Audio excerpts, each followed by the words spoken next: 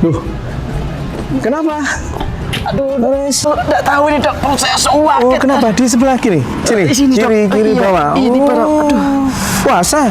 Iya dok, ini puasa kedua ini kan saya kemarin makannya rotok mungkin lebih dok. Lemes saya, Dok. Oh, iya sekarang jadi perih ini, ya. Ini perih nih dok, aduh. Oh, oke. Ayo kita periksa ya nanti. Baik, Lihat, baik. Terima lihat. kasih, Dok. Periksa. Yuk.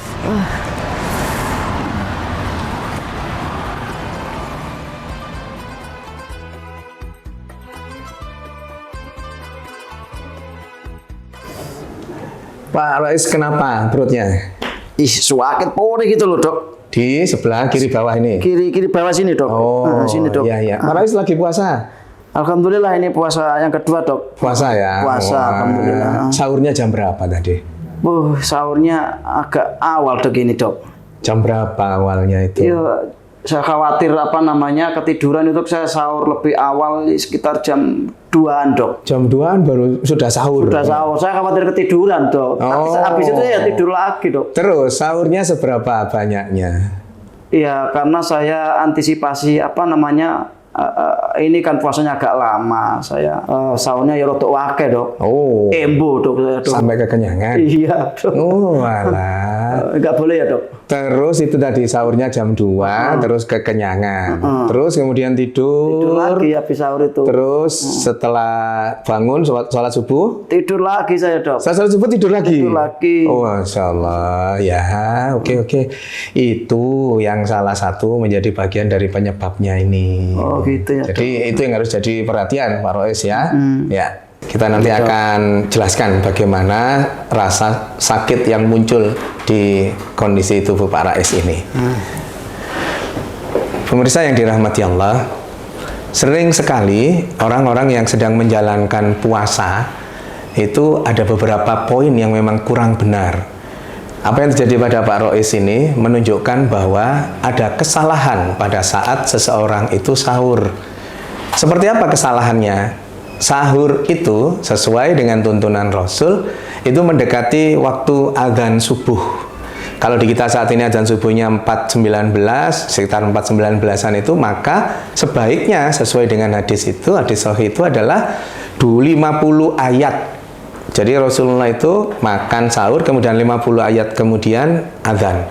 Dalam konteks kekinian 50 ayat itu sama dengan waktu sekitar 20 sampai 30 menit. Jadi sahur yang baik itu kalau kita menggunakan kondisi jam saat ini yang di kisaran jam 4 lebih sekian, itu berarti 20-30 menit sebelumnya itu baru boleh sahur. Setelah sahur itu apa yang kemudian harus dilakukan? Sahur itu tidak boleh makan sampai kekenyangan. Sampai berlebihan itu tidak boleh. Kenapa? Di Al-A'raf ayat 31 itu dikatakan kullu wasrobu wala tusrifu innahu la yuhibbul musrifin. Silakan makan, silakan minum, tapi catatannya hati-hati, nggak boleh berlebihan. Nggak boleh nggak punya boleh, pikiran, wah ini saya imbu kalau oleh, Boy. apalagi imbu kalau itu masih dalam koridor ketercukupan tidak berlebihan tidak masalah. Tetapi biasanya kalau imbu itu kan sudah berlebih. Nah, yang disebut berlebihan itu apa? Berlebihan yang di Al-A'raf 31 itu memang sifatnya masih nisbi. Berlebihan itu bermacam-macam orang bisa berbeda-beda. Lalu gimana caranya? Rasulullah sudah menuntunkan di bukunya Syekhul Islam Ibnu Taimiyah, Rasulullah itu kalau makan sepertiga bagian lambungnya berisi makanan, sepertiga bagian lambungnya berisi air, sepertiganya berisi udara. Jadi sudah ada angkanya sepertiga. Lalu teknisnya seperti apa? Teknisnya Rasulullah juga menuntunkan itu. Apa itu? Rasulullah itu tidak makan sebelum merasa lapar dan berhenti makan sebelum kenyang. Poin yang bisa kita ambil, makan itu tidak boleh kekenyangan.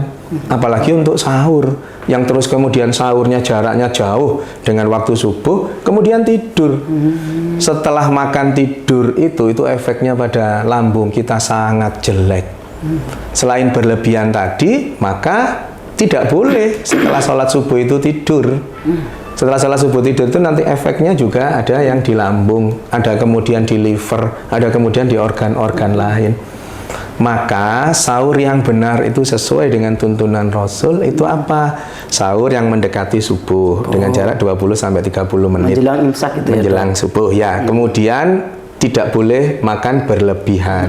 Setelah sholat subuh itu juga dilarang untuk tidur. Kalau item menunya bebas ya dok ya? Menunya sebaiknya yang makanan yang tinggi serat. Misalnya tinggi dok, serat itu berasal dari tumbuh-tumbuhan dan buah-buahan. sayur ya dok. Sayur-sayuran. Apa enggak boleh makan telur? Boleh. Makan daging? Boleh. Makan apapun boleh, asalkan harus disertai makanan yang tinggi serat itu tadi. Lalu tetap acuannya dengan berbagai macam porsi makanan itu, catatannya tidak boleh kekenyangan. Karena pada saat kekenyangan, ada bagian dari makanan itu yang tidak dicerna secara bagus oleh tubuh kita, oleh lambung kita. Pencernaan, proses penyerahan yang tidak sempurna itu menghasilkan sebuah proses yang namanya fermentasi. Fermentasi itu dalam bahasa kita artinya pembusukan. Nah, kalau sudah terjadi pembusukan seperti itu, fermentasi itu produk akhirnya berupa gas dan asam. Gas itu nanti mulai di dalam lambung kita membuat kita sebah.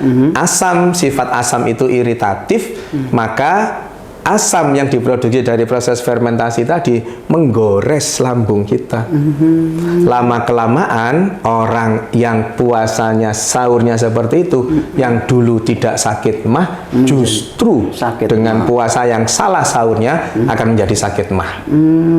Gitu. Sementara sesungguhnya kalau seseorang sakit mah, yang sahurnya benar, berbukanya benar, orang yang sakit mah itu akan Allah sembuhkan. Justru sembuh dok? Justru sembuh melalui mekanisme reepitelisasi. Reepitelisasi itu berarti orang yang mah digunakan untuk puasa justru akan justru sembuh. malah sembuh. Orang yang sakit mah pada umumnya ya, yang bukan sampai yang GERD, akut ya, bukan yang sampai yang puarah itu, sampai GERD itu justru harus puasa. Harus puasa karena tubuh ada mekanisme menyembuhkan diri sendiri lambungnya itu dengan mekanisme yang disebut reepitelisasi. Kapan itu terjadi? Pada saat puasa itu lambung kita kan kosong. Puasanya 14 jam, pada saat setelah sahur kemudian makanan dicerna sekitar 2-3 jam. Selepas itu lambung keadaan kosong. Nah, saat kosong itulah tubuh, lambung dalam hal ini melakukan suatu proses yang disebut reepitelisasi. Tumbuhnya kembali sel epitel di seputaran lambung itu, yang kalau orang sakit mah epitel mukosanya itu banyak luka-lukanya, banyak besetnya gitu gampangannya, yang kemudian itu nanti akan ditumbuhkan kembali, sehingga insya Allah orang yang terkena sakit mah kalau puasa dengan baik dan benar, insya Allah mahnya akan Allah sembuhkan melalui mekanisme tadi. Oh gitu. Ampun dok, mau ke belakang dok. Oh iya ya. Aduh dok.